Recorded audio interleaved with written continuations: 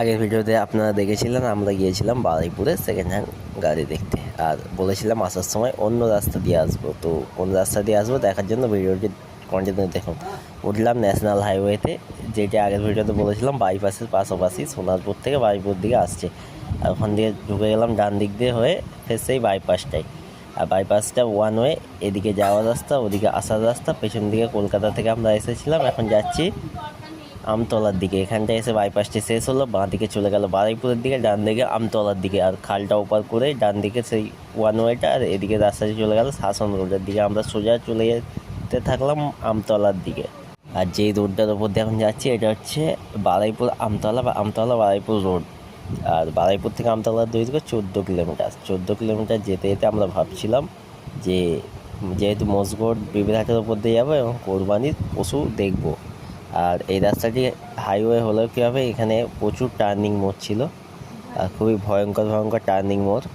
খুব কম বেশি স্পিডে যদি নিয়ন্ত্রণ না করা যায় স্পিড, তাহলে বড়সড় অ্যাক্সিডেন্ট হতে পারে। তারপরে একটি রাস্তা বাঁ দিকে চলে গেল জুলপিয়ার দিকে, ডান দিকে একটি রাস্তা চলে গেল নেপালগঞ্জের দিকে, আর আমরা চলে যেতে থাকলাম সোজা আমতলার দিকে।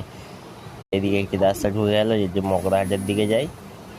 এসব দেখতে দেখতে আমরা পৌঁছে গেলাম আমতলাতে। আমতলাতে রয়েছে ডায়মন্ড হারবার রোড, যে বাঁ দিকে ডায়মন্ড হারবার এবং ডান দিকে শহর কলকাতা।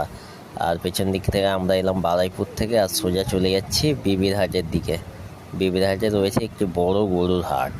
তারপরে এইখানটা একটু জামে পড়েছিলাম, আর যাওয়ার সময় কলকাতা থেকে গেলে আসছি এদিক দিয়ে, কারণ এদিকে কোনো সিগন্যাল থাকে না, রাস্তায় কোনো জ্যামের সম্ভাবনা থাকে না। আর যেটা আমাদের সাথে হলো, এদিকে বেশি রাস্তা হওয়া সত্ত্বেও খুবই তাড়াতাড়ি পৌঁছে গেলাম।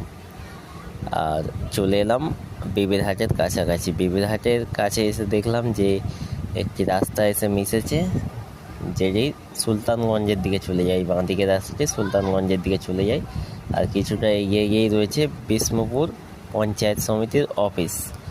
আর তারপরেই আর একটুখানি এগিয়ে ডান দিকে রয়েছে বিবিরহাটের পশুর হাট, যেটি এখন সবে বসছে। এখনও ঈদের যেহেতু অনেক দিন বাকি ছিল, তাই এত তাড়াতাড়ি ওরা হাটটিকে বসায়নি। তারপরে বিবিরহাটের মোড়, ডান দিক দিয়ে রাস্তাটি চলে যাচ্ছে ঠাকুর পুকুরের দিকে, আর সোজা রাস্তাটি চলে যাবে মুচিসার দিকে, যেটি আমি আগে একটি ভিডিওটিতে দেখিয়েছিলাম।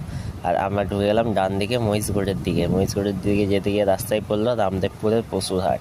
এখানে এসে দেখলাম যে এখানেও হাট বসেছে, অতটাও পশু আসেনি, অল্প অল্প কিছু পশু এসেছিল। আর আমরা নেবে পশুর দাম দর করতে করতে সন্ধ্যে হয়ে গেল। বেলায় চলে এলাম মহিষগড়ে প্রচুর জ্যাম ছিল। আর ভিডিওটি এখানেই এন্ড করছি, কারণ আমরা বাড়ির দিকে যাবো না। ভিডিওটি যদি ভালো লাগে লাইক কমেন্ট শেয়ার এবং চ্যানেলটিকে সাবস্ক্রাইব করে দেবেন।